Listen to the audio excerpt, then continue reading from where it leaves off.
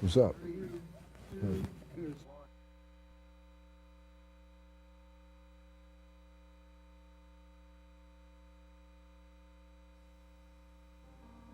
In December 1964, Malcolm debated at the Oxford Union in England. I read once, passingly, about a man named Shakespeare. I only read about him passingly, but I remember one thing he wrote that kind of moved me. He put it in the mouth of Hamlet, I think it was, who said, "To be or not to be." He was in doubt about something. Whether it was nobler in the mind of man to suffer the slings and arrows of outrageous fortune, moderation, or to take up arms against the sea of troubles and by opposing, end them. And I go for that. If you take up arms, you'll end it. But if you sit around and wait for the one who's in power to make up his mind that he should end it, you'll be waiting a long time.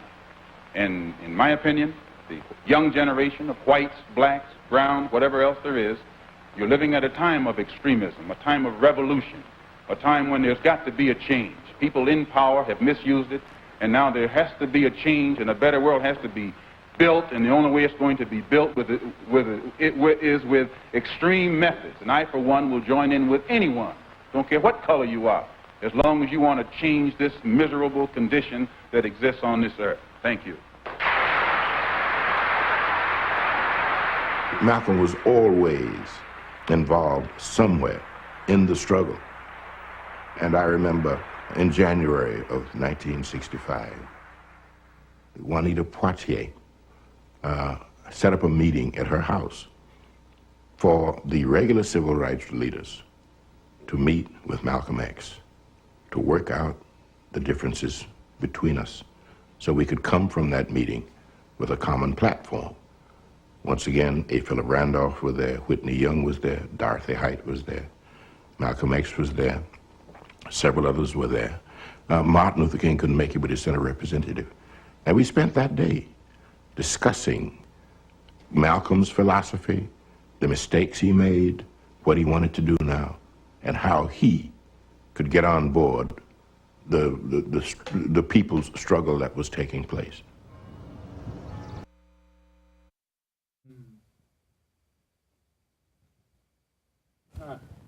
Welcome to the Gilchrist experience. As you see, that was Malcolm's, we're talking about January 1965. Malcolm died the following month, February 1965. So as you see, Malcolm in his later days matured. He turned away about all white people were devils, and that Martin wasn't an Uncle Tom, and that, you know, we have to work together as a people in order to succeed. So we all go through a transformation. I mean, I came out of 65, I'd been out of the Corps a year. I was working for Chase Manhattan Bank. I mean, I was in the middle of everything. I was in society. I wasn't a revolutionary. I was a house Negro. You know, but I spent that 4 years, 60 to 64, in the Marine Corps. And he's my same age, so he has a different tale of those days. So what do you say, Brother Leroy? Well, it's correct in terms of Malcolm maturing.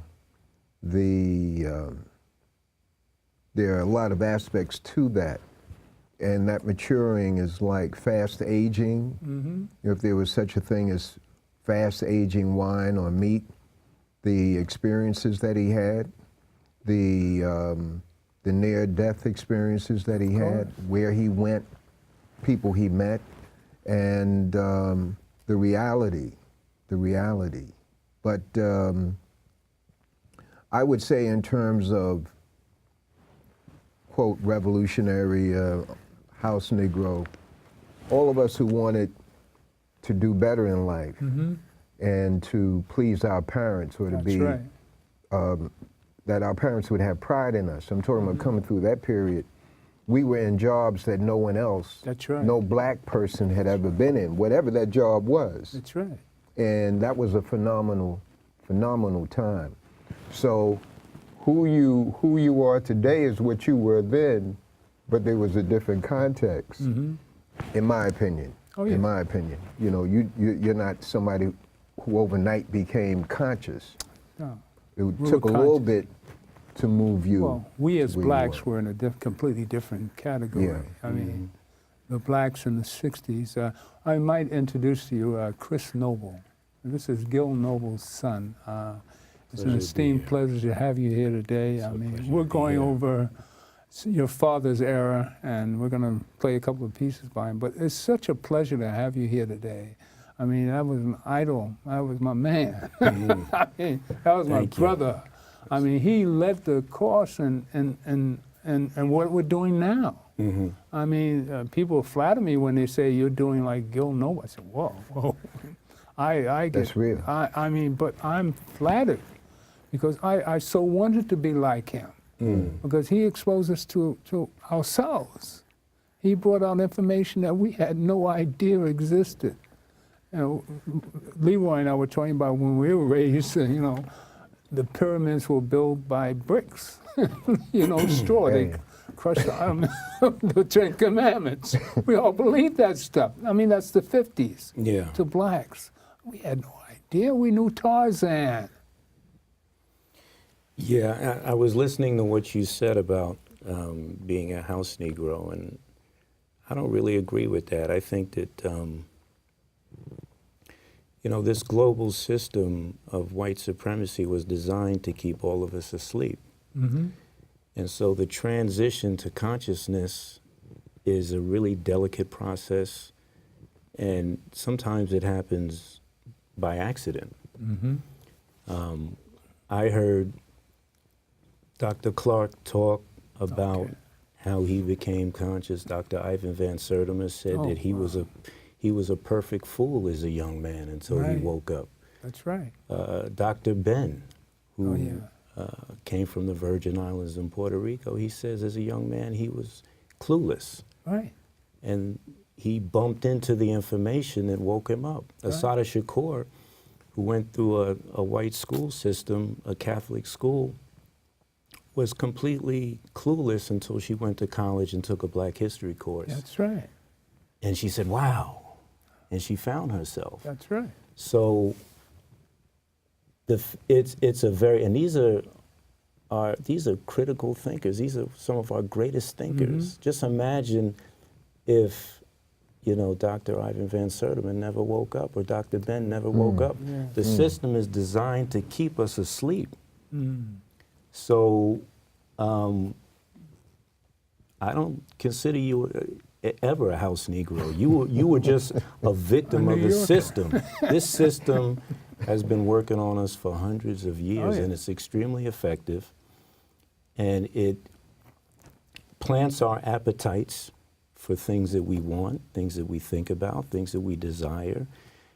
There's a lot of layers to that through the education system, through the media, through the what's happening in our inner city neighborhoods, with 1 out of 3 black men being incarcerated. So that's decimated the black family. So you have all of these things going on that continue to work against us and to break us down. So it's amazing when we break through. Okay.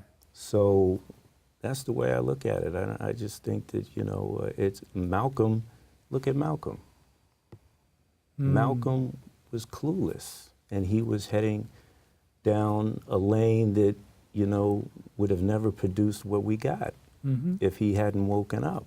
And if he hadn't met that brother in prison who woke him up, we wouldn't have had Malcolm. My father woke up by accident, just like everybody else in this studio. It's by accident. He started. Let's show a clip of your father waking up. This is interesting. Play Gil Noble, #1. Again, this is about Malcolm X and our vision of what Malcolm was like. All right?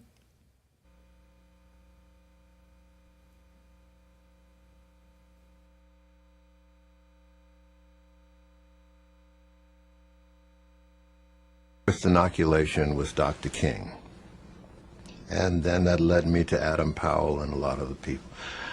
But I was put off by Malcolm X. Why? Because what he was saying and the way he was saying it was too blunt. It was dangerous. And you didn't say those things in those days. I told you, we had been socialized as kids to get around wrong, not to confront it. And Malcolm spoke in very declarative terms, and he said some terrible things about white people that we thought, but you would never express it, you see. He talked about the way this country was not a democracy but a hypocrisy, and he talked about what had been happening to us down south and up south. And he was not shy. He had and he was very, very intimidating. I'm man enough to admit it. There are a lot of people who are my age who will speak, you know, with love about Malcolm as though it had always been that way. But that's not so. He scared a lot of us to death. And then, mind you, I had this apartment, a bachelor apartment on Convent Avenue, and I'd been having a lot of fun, you know.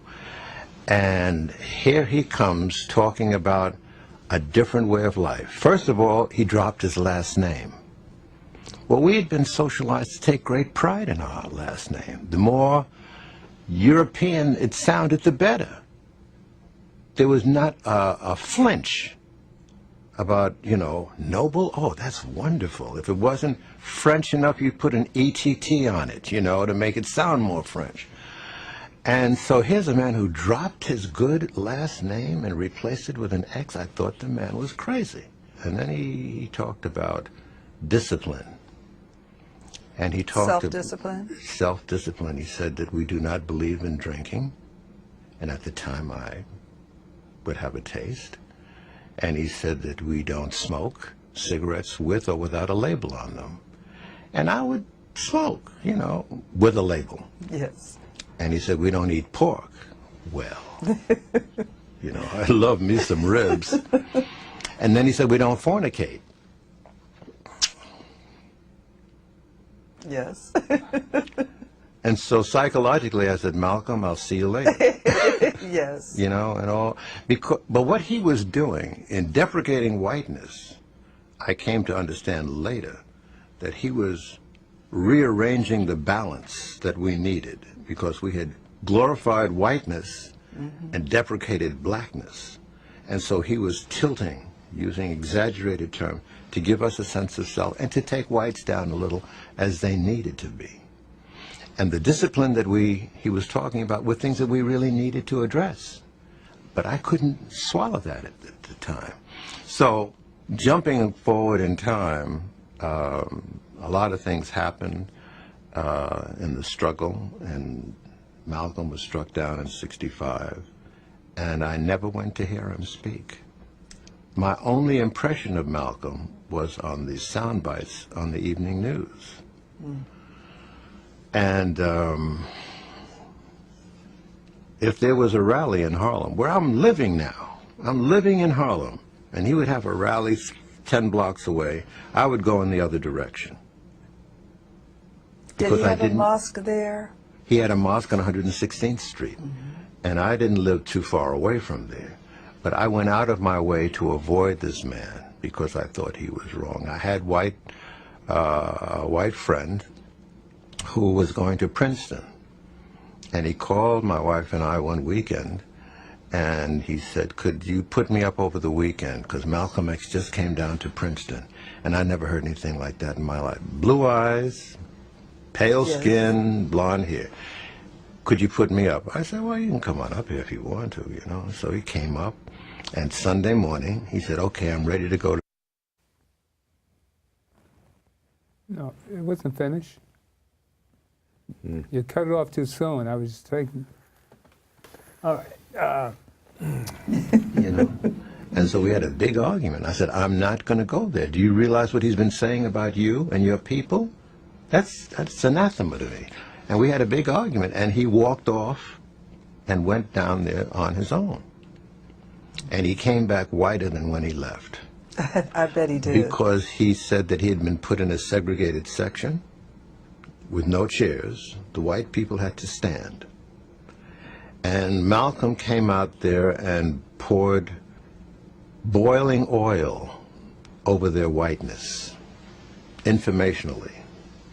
It was more intense than what he had done at Princeton, because in Princeton he had just demolished the heads of the academic departments there, theology, history, and whatnot. But here he was talking in more graphic terms, and he really gave this fella, Don Emerson, who we were friendly with, a shellacking. I said, I told you shouldn't have gone. And I said, the man is crazy, and I don't know why on earth you felt. And I was arrogant in my ignorance. And it wasn't until 1965, when he was assassinated, that there was a brother who lived in the projects. And he called me aside and he said, I'll tell you why Malcolm was killed. And I said, what do you mean? He said, come on up to my apartment. So I went, and he gave me a recording he had made of Malcolm at one of his speeches. And so for the first time, I heard Malcolm unedited, in context.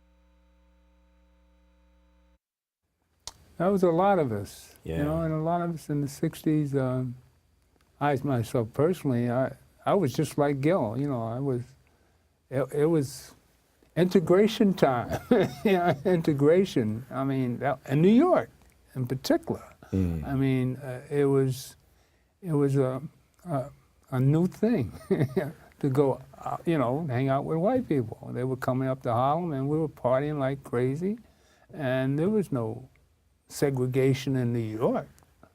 And we got to know each other better, especially the Jewish community. I mean, we were a little closer to them, right? Throughout my existence, Jewish people have always been close out of all the whites. And what does it seem like reviewing your father like that? And hearing well, you knew all this anyway, right? Yeah, I lived it with him. Right? It's always beautiful to hear him speak, but, you know, that's what slavery was designed to do, was to take our Africanness out of us and put something else in us that wasn't our natural state. So it's not surprising. We had to rebuild ourselves, re-inoculate ourselves with the truth and a sense of knowledge of self and knowledge of our Africanness. And the system is designed to make sure that that doesn't happen. So, you know, it's not surprising that it took people a long time to really open up to Malcolm, because a lot of us aren't in our natural state. So you can't understand what's going on unless you understand who you are. Right. And where you come from in your history and the greatness of our history as Africans. So it's going on today. I mean, you know, we see it today, and, you know, the residue of our history affects us today. And all of us are dealing with it. So we just have to keep trying to share information, because, you know, one of the major things that slavery accomplished was disrupting our ability to pass on information from generation to generation. That just stopped. And so we stopped, you know, there's all these barriers to prevent us from getting the information. It's so funny because, you know, today we have this social media blitz, and, you know, we have the proliferation of all these media formats. So we're getting a lot more, but we're not seeing what we're getting or understanding what we're getting more clearly.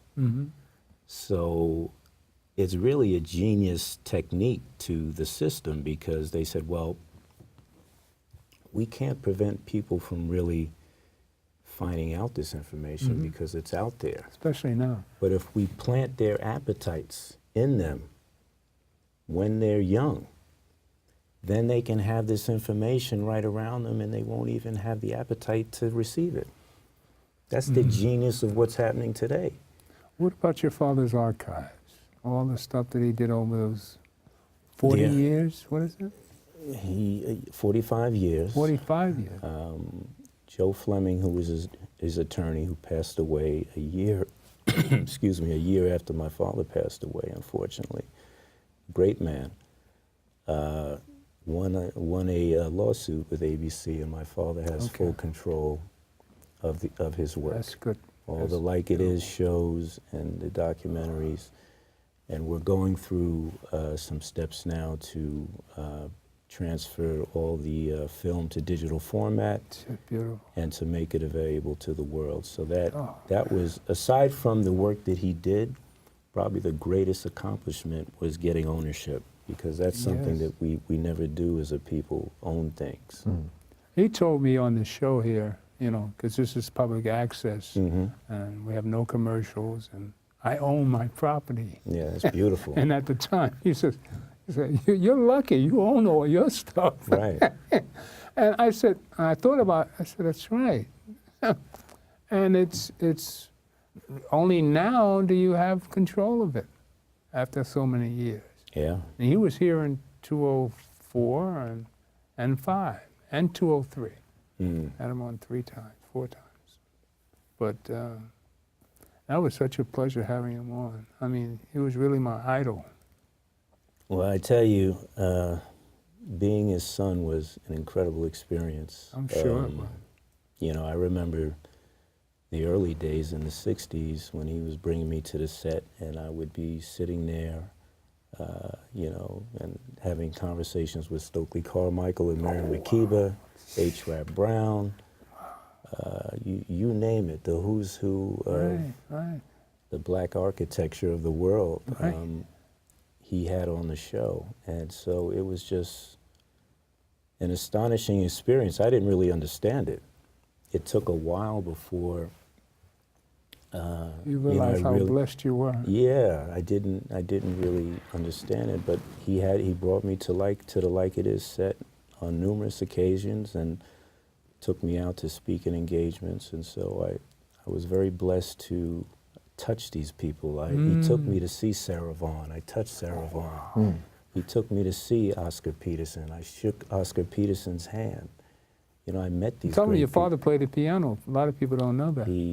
My father was a Renaissance man. Amen. He's just so much talent. He was an incredible pianist and would play, actually before he... You have any video of him playing the piano? No, but he did cut a record. Okay. And before he got the job at LIB, he had the Gil Noble Trio. Oh, really? And he was performing around Harlem. And he told me one day that he was playing, his trio was playing, and then, you know, in comes Errol Garner, who was his idol. And he said he almost threw up. He said he was just beside himself. Yeah. And but he was able to compose himself, and he said that he and Errol spoke, and Errol said some kind words towards him. But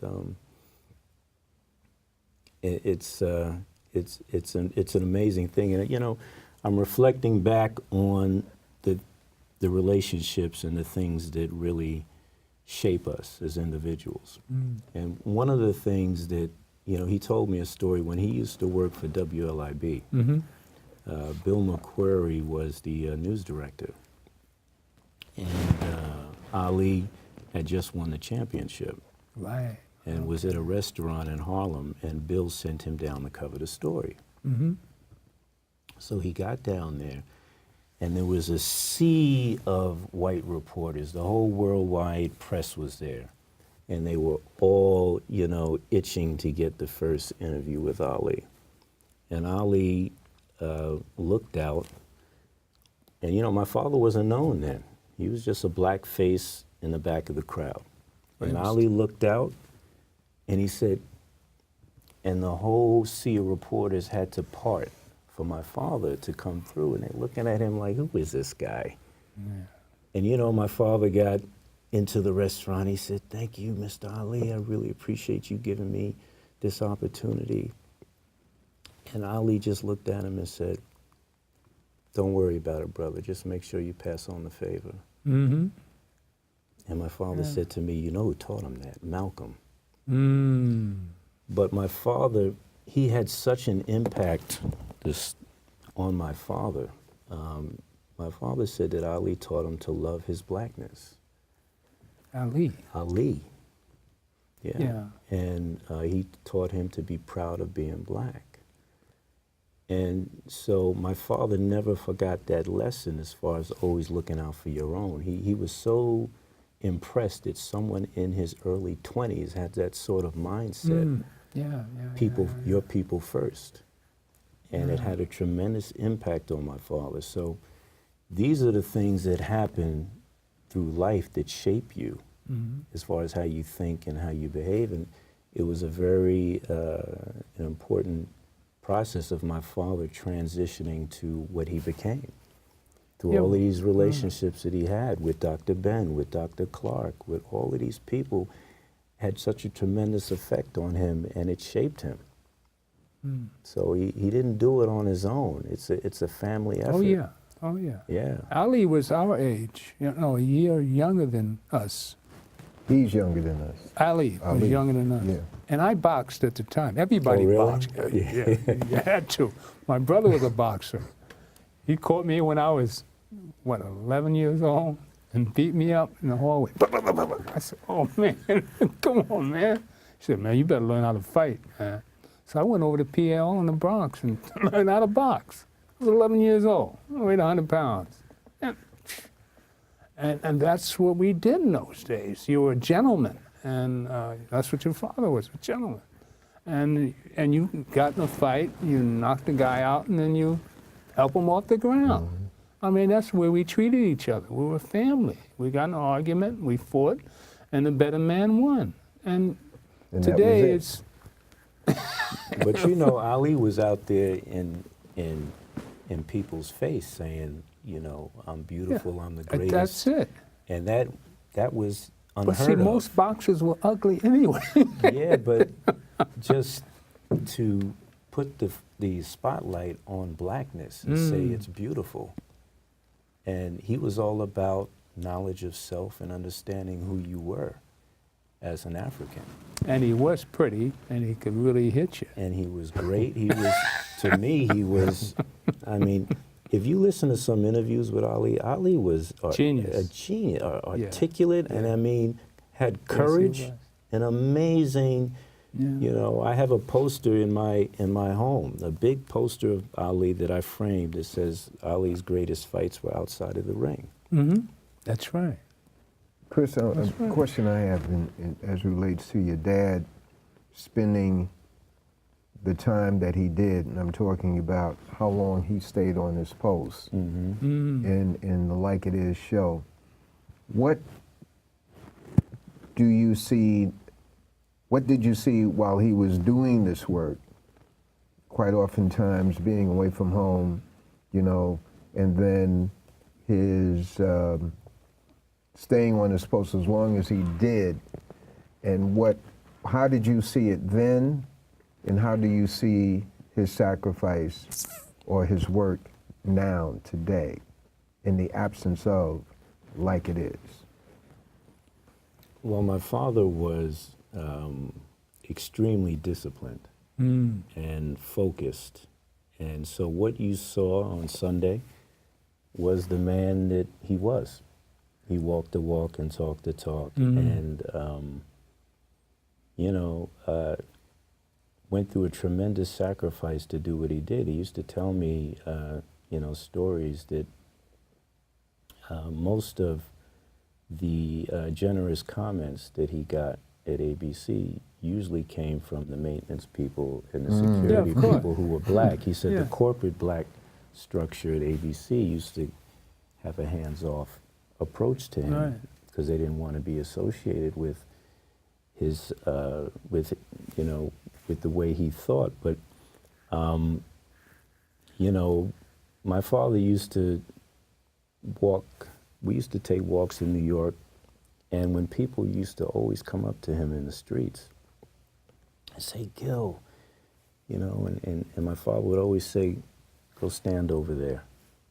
And I would have to go stand over like a couple steps away, and then he would go address the individuals. And, you know, he did that because he was constantly getting threats. And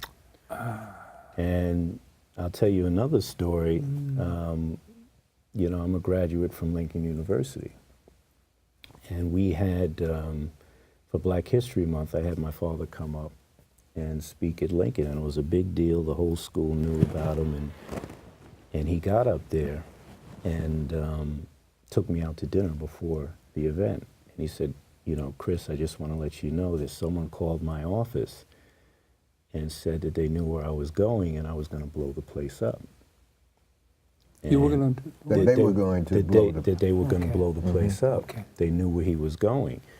And he said, but after, you know, careful consideration and also the fact that I didn't want to disappoint you, I came. But he was telling me that just, I guess, in case something happened, that I would, but just think about, those are things that I bumped into. So that meant that these things were going on all the time, that he never discussed with the family. I bumped into a few circumstances where I knew that, you know, what he was going through, but there was no negotiating his path. His path was what he did, and he wasn't going to deviate from that. And so what I saw was a man who was who loved his people, who loved being an African, and who was on a mission, who was a warrior, who was a freedom fighter, and who had tremendous courage and tremendous strength, and just an incredible man. I mean, an incredible man, and I admire. You know, I'm just like you and you. I mean, I'm sitting here. I witnessed it, but you know, I'm so far from that caliber of an individual, and I say that, and I'm very comfortable with that. But you are who you are. I am who I am, And you are destined to do what you're going to do. Yeah, you know, but it's funny. You know, we all can't be Nelson Mandela. We all can't be Malcolm. That's right. So you have to be comfortable with where you are. That's right. And I can say that my father was so talented and so focused, and the work that he did was so effective. I'm comfortable doing what I'm doing. I have to do my part, and I'm comfortable with that. But I can, and I don't have any reservations about saying that you know, if I end up being half the man my father was, I would be happy. You actually are, DNA-wise. Well, it's not about DNA really. It's about what you do, what kind of legacy you leave. Like when you leave, what are you leaving? Are you just? Are we going to leave with just material possessions, or are we going to leave a legacy of work that has affected our people in a positive way? So that's what I'm working towards. Your job now is to make sure that legacy is seen by the world. Yeah. Right? Yeah. That's your calling. And to engage also, not only to make sure his work is seen, but to get my hands dirty, which I've been doing, and getting involved in the community, and you know. Tell us what you're doing now. I am speaking, doing public speaking. Okay. Well, first of all, I just got out of federal prison. Okay. And, you want to tell us why?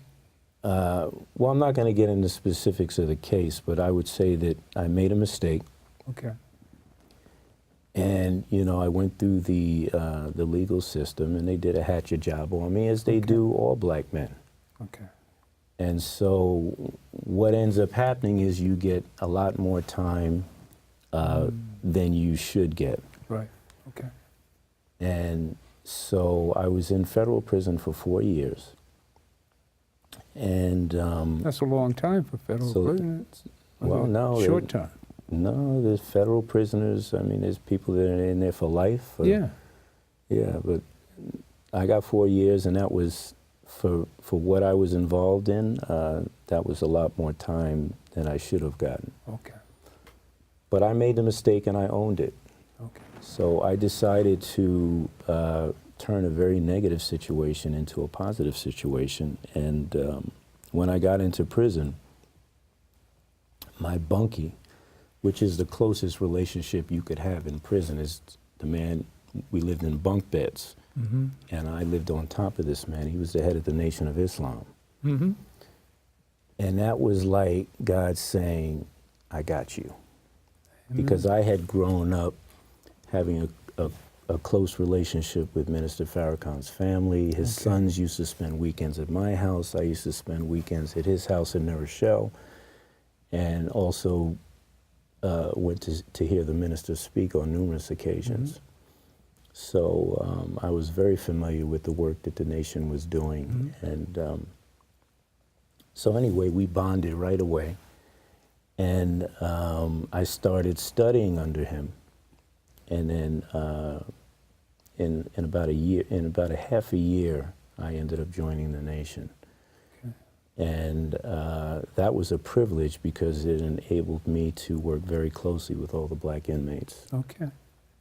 And I also met another brother who was in charge of putting on all the Black History events, and we bonded, and then he had done 15 years, and he got out. And before he got out, he came to me and said, listen, I would love for you to take over this duty, because I know that you would do the right thing with it. So within the first year I was in, I was in charge of putting on all the Black History events in the prison. And within a year and a half, my bunkie, who was the head of the nation, left, and the brothers voted because of my profile was, had been going up in the prison, that they voted me to be the head of the nation, which was an astonishing thing for me. And what that did was it enabled me to have access to the chapel 5 times a week. And we had a locker with all the ministers' tapes and literature. And I opened up Juma service on Friday to all the black inmates. And I had Christians, Moors, 5%ers, everybody. Everybody was, if you were black, we wanted you to come in. And I started putting on all these events, and I would write, booklets and give them out at these events. And, to get the prisoners to stay in their seats for, for 3-4 hours was a challenge at first. So, I developed ways of putting on these events. I had music, I had food. So I would give them information in doses. So, as you know, I had a very close relationship with Dr. Leonard Jeffries, and he was mentoring me while I was in, and would recommend books for me to read. And he got me some of my father's documentaries. I was supplying the tapes. And so what I would do is give these events and show a documentary, and they just loved it. I had Malcolm, Paul Robeson, Jazz, Essay on Drugs. They saw all of these different documentaries, and these brothers didn't know who Paul Robeson was, and it was beautiful to share this information with them and for them to be able to see these things. And so I would give these events and do some music, because you got to be very clever. So I had some music, I had food, I would show a documentary, and then we'd have speakers. And so as I was helping other brothers, I was helping myself. So it was the experience was unfortunate because I went in a couple months before my father passed away. So that was like ripping. A couple months before? Yeah. So that was like ripping my heart out of my body. Oh my goodness. And I wasn't allowed to go to the funeral. So that was, I had to dig down deep. I had to tap into my African ancestry and draw from that strength. And, but I'm stronger, wiser for it. And, I experienced the whole plantation atmosphere. It really, when you go through that, you have a much deeper understanding of what's going on. I mean, when you see, I worked 7 days a week, I made $20 a month. And so it's like working on a plantation. Yeah. And you see all of these brothers who are brilliant and talented and, you know, they But just you, ended up. But you come from royalty, and then suddenly Doesn't matter. I'm saying suddenly Yeah. you're exposed to slavery. Well, no, my father from day one had always exposed me to slavery. So No, I'm saying I you had a very personally. unusual, yeah, but my father didn't raise me that way. My father exposed the truth to me at a very early age, and I had a full understanding, and you know, he took me to events. Like It Is was mandatory viewing every Sunday from when I was a kid. Okay. So I grew up with a full understanding, very unusual because I had all of these different worlds colliding that made me who I am. I had this street side to me because, you know, when you're in a certain world, usually you get attracted to another world. Yeah. So, and the system is always pulling at us in the wrong way. The system glorifies negative behavior and crime and getting high and doing these That's things. right. So these are, no matter where you come from, you can be pulled into that. Easily. And so, you know, none of us are impervious to this system that we live in. So, you know, I made a mistake and I owned it and I paid up and I paid my price for it, and I'm stronger and wiser for it. Okay. And I have a much deeper understanding of the prison system, and it's something that you can't even imagine. And to see these brothers getting 15, 20 years for these crimes that, I mean, for nothing. One brother, this Jamaican brother, he's still in, got 15 years for selling weed, when now it's legal. Every day he was in prison saying, I can't believe I got 15 years, and they're legalizing this stuff. Yeah.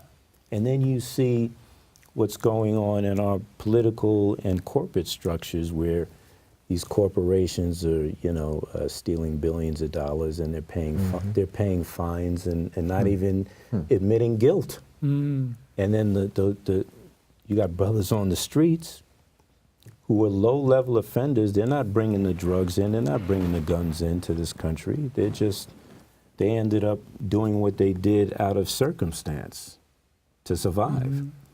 And so it's important to really understand that, because I think a lot of people don't understand why we behave the way we do. You know, young people, we don't come out of our mother's womb with a Glock, ready to hold up a liquor store and shoot each other. That comes out of a condition that's created for us, and we're affected by that condition. You understand the youth today? I mean, you understand why they kill each other the way we do? Well, you know, it's the residue of history. Okay. And so what's been happening now is, you know, we're talking about my father and Like It Is. There's no more Like It Is on TV now. So what kids are looking at Love and Hip Hop, Basketball Wives. These shows glorify our worst behavior. That's right. And they're normalizing this That's behavior. right. These are, if you look at these shows, and listen, in prison, every Monday at 8 o'clock, when Love and Hip Hop came on, it was like church. All the brothers were in front of that TV watching the show. And I was there too, because when you're in there, you have to jail with your brothers. So I was there, and on Wednesday night for Empire at 9 o'clock, church. Everybody was in front of that TV with some food, and we were watching these shows. But the thing is, I could look at it and understand what was going on. But you had that history. And I would tell brothers, and they'd say, "Man, Noble, you always coming at us so serious." But I would kind of break down, like, you know, what was going on. But you know, the thing is that they're normalizing this behavior. These are brothers that are going out, you know, cheating on, you know, their wives, their girlfriends. They're fighting. Girls going out punching, throwing drinks at each other. This is what is feeding our youth. Yeah. And there's no yeah. balance of a like it is, of a Yeah. Tony Brown journal, of a McQuarrie report, Positively That's right. Black. Those shows are gone. That's right. You know, I remember sitting down watching a show with my father with Dr. Ivan Van Sertima, Dr. Clark, and Dr. Bed, and they're talking about the nuclear bombing of the African brain. And the colonization of the mind, body, and spirit of the African. Yeah. Where do you get that sort of conversation nowadays? You don't get that. So this system has been very effective Right.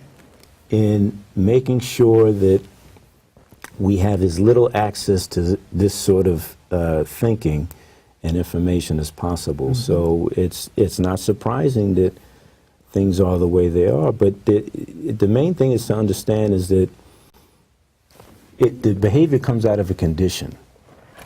You know, we have a president who talks about all the crime in Chicago. Why? But what's happening in Chicago? What's happening in Chicago is that there's no jobs, there's a broken school system, there is a massive heroin problem. That's right. And what they're doing is they're locking all the brothers up. There was a documentary on, and they went into Cooks County prison, and you had all these excuse me, all these brothers locked up for all these petty crimes, and these brothers aren't selling drugs to have a Rolex watch or drive a Mercedes Benz. They're doing it to feed their family. Right. And they were talking about. Then they interviewed these white suburban kids in Chicago who come into the neighborhoods and buy drugs, and they say, yeah, we get caught, and the cops just tell us, don't come back anymore. But they're locking up all these brothers. Yeah. And so you have all of these brothers who are not with their wife and not with their kids. So that kills the whole black family structure. Yeah. And then you have, so you're living in a jungle that was created for you. And then you're trying to survive. It's like, you know, Malcolm always said, you break my arm and you break my leg and you wonder why I'm not winning the race. That's what they do to us. That's right. They set these systems up that put us in, that set these conditions up for us, and then we react to those conditions and they say, well, why are you acting like that?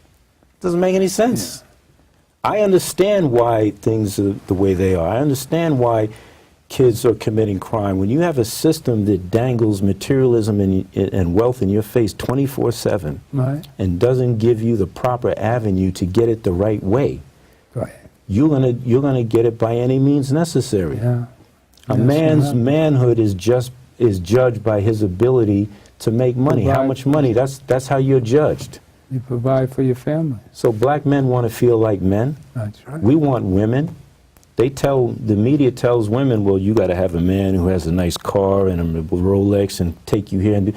And these brothers, how are they going to do that? So you dangling this carrot in front of everybody, and then you have a system that's set up with a horrible education system, a horrible criminal system, and you have all these layers that break down the family structure. You have a poor education system, and then you wonder why things are the way they are. Doesn't make any sense. I completely understand.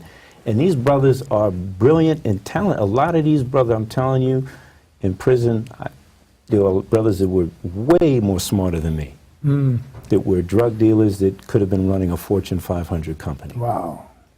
All the good minds. But when you walk out your door and it's about survival, and you don't have positive role models around you, you know, this is what you're going to do. What you got to do to survive, and what you see in your immediate environment, that's what's going to shape you. So, if you have an environment that's positive, where there's a good education system and people are going to school and there's jobs and there's programs, then your people are going to thrive. If you have an environment that's poisonous, what do you expect to come out of that poisonous environment? If you have a garden and you don't feed that soil, what's going to come out of the soil? That's right. So, you know. What's the answer? How do we solve all these problems? I mean, More exposure to your father's archives. more that's the important, but answer. the family structure, we got to get back to family. That's it. You know, I got the information I got. If it wasn't for my father, I would have been a completely different man. Of course. Completely All different. of us, really. And All my of us. father was shaped by the people around him. Dr. Clark, Dr. Ben, Dr. Ivan Van Cern, all the people that he associated with shaped him. That's what it's about. Let's go back to play the second half of Gil and take the Gilchrist experience down.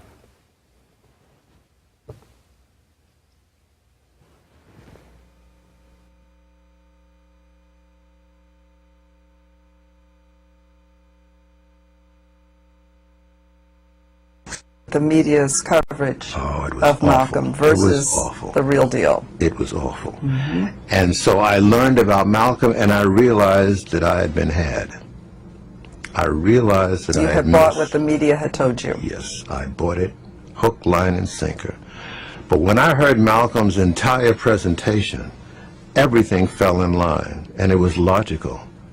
And it made me understand that there's no sin in being angry. In fact, if you're not angry, there's something wrong with you. And why do you think Malcolm was killed? I The think there's real issues. I think that there are a number of reasons why he was killed. And it's a very, very painful reality that we need to deal with. He was a threat to America's global ambitions. He had done a lot in Africa to awaken the African countries and let them understand that they should not be a victim of the courtship that American businesses were engaged in, the Peace Corps and all these things, because they don't love you. They want your minerals. If they did, look what they're doing to us, and we're your brothers and sisters. Look what they're doing to us in, Mississippi and whatnot. And so many of them began to quote Malcolm on the floor of the United Nations, ironically. So I think that that's one dimension that the State Department, and they tried to kill him when he was in Egypt. They poisoned him, but he had his stomach pumped and he survived. So that was one dimension. Then there were the authorities here in this country that also wanted him to leave this life. And then there was a lot of factionalism within the Nation of Islam.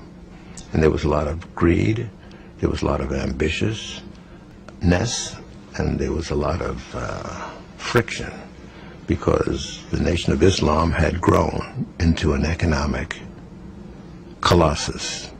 And self-sufficiency, They were self-sufficient. the same things that your parents practiced. Exactly.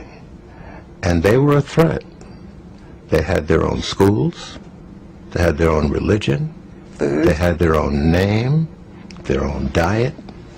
They were self-sufficient. And that was a threat. Big time.